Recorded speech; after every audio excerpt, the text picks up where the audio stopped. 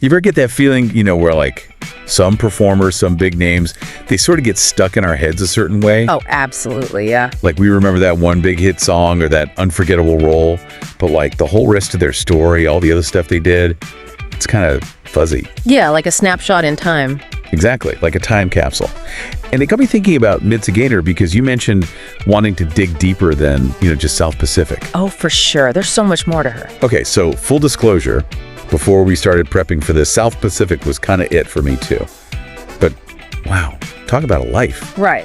Talk about a career. Francesca Marlene de Tizani von Gerber. That's her given name.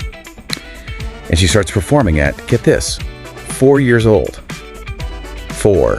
It's almost unheard of, right? I mean, at that age, most kids are just figuring out finger painting. She's already on stage. But there's a layer to this that I find fascinating. Her early training wasn't in musical theater, it was in ballet. Oh, wow, I didn't realize that. Yeah, and that's not just some stage mom pushing her kid. Ballet requires serious discipline. You learn control, precision, all those things that would serve her incredibly well later on. And talk about a quick rise. 19 years old, she lands her first film role, My Blue Heaven, 1950. Talk about being in the right place at the right time. 1950, that puts her right at the cusp of this huge moment in Hollywood history, the golden age of musicals. Okay, so we can't talk about Mitzi Gaynor without addressing the elephant, or should I say, the ensign in the room, South Pacific. And I am not ashamed to admit that song is totally stuck in my head now. As it should be. But it's important to remember South Pacific wasn't just a hit for her. It was a huge critical success too, right? Golden Globe nomination for Best Actress. That's a big deal. Yeah, that's not just a catchy tune. That's serious recognition. Yeah. And then there's her television career, which is kind of mind-blowing. 9 specials, 16 Emmy nominations. 16. Yeah, and remember, this is during a period of massive change in the TV industry, right? Mm-hmm. The 60s, the 70s, television is evolving rapidly, and she's not just keeping up, she's thriving. Yeah. What was it about her that clicked with TV audiences at that time? Well, I think part of it was her understanding of the medium. She knew how to connect with people through the screen. Her comedic timing was impeccable. And let's be honest, those specials were spectacular, beautifully produced, full of energy. And you can't forget about her Las Vegas career, which is a whole other chapter of impressive. Oh, absolutely. Vegas was where she really became a legend. What was it about the Vegas stage that brought out that extra something in her? When you think about it, it makes total sense. This is a woman who trained as a ballerina, right?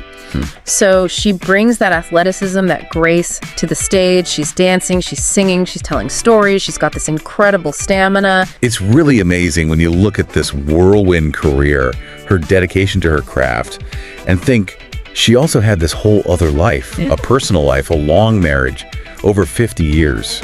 That's incredibly rare, especially in show business. It really speaks volumes about who she was, to have that kind of stability, that love, while navigating the often chaotic world of Hollywood. That's something special. It is. It really is. And it makes it that much harder to say that, sadly, we did lose Mitzi Gaynor this year, October 17th. She was 93 years old. Yeah. And her passing worklich feels like the end of an era, doesn't it? I mean, she was one of the last remaining icons from that golden age of Hollywood we were talking about. It's interesting to think about, though, how she'll be remembered. I mean, will it be watch that man forever? Well, it's a classic for a reason, but I do hope people will look beyond that one role. Exactly. Dive into those TV specials, check out some of her Vegas performances. Yeah.